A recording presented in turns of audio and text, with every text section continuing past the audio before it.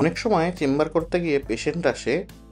যাদের বক্তব্য থাকে যে তাদের বাড়ির বয়স্ক লোক মানে বাবা বা হাজবেন্ডের হঠাৎ করে ব্যবহারিক চেঞ্জ দেখা গেছে। যেই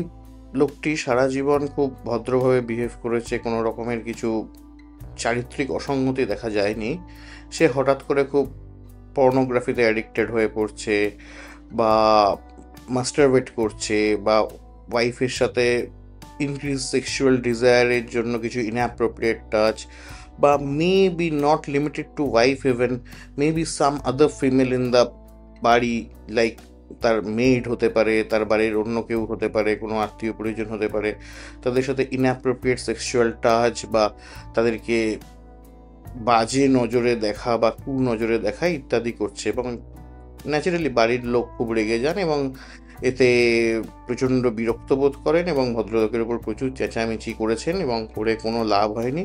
ইনফ্যাক্ট এরকমও পেশেন্ট দেখা যায়, যে দেখেছি আমি অ্যাটলিস্ট, যে ছেলে তার বাবাকে মেরেছে পর্যন্ত ফর সাচ বিহেভিয়ার, কিন্তু কোনো লাভ হয়নি, লাস্টে ফ্রাস্ট্রেটেড হয়ে ডাক্তারের চেম্বারে এসছে। এটা কোনো রকম দুশ্চরিত্র বা লোকের চারিত্রিক চেঞ্জ হয়েছে এটা খুব সত্যি কথা, বাট এটা কোনো রকমের দুশ্চরিত্র বা ওরকম কোনো ব্যাপার না, এটা একটা অসুখ।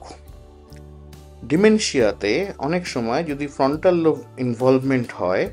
স্পেশালি ফ্রন্টাল লোবের কিছু particular area like orbital cortex, prefrontal cortex,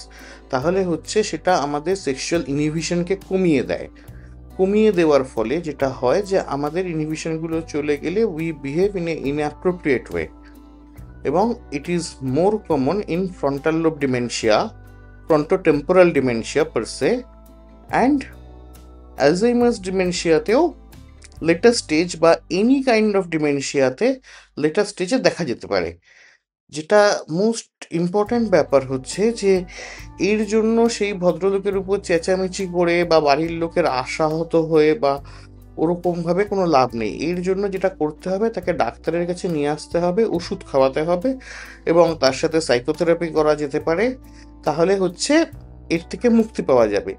ডিমেনশিয়াতে এইরকম ঘটনা ঘটার পেছনে আরও একটা কারণ থাকে, যে ইউজুয়ালি ভুলে যায় ডিমেনশিয়াতে এবং পারসেপশনের প্রবলেম হয়। মেবি যে এই ভদ্রলোকটি যেই মহিলার প্রতি এই ইনঅ্যাপ্রোপ্রিয়েট বিহেভিয়ারটা করেছে সেখানে তার কে চিনতে পারছে না ঠিক মতো,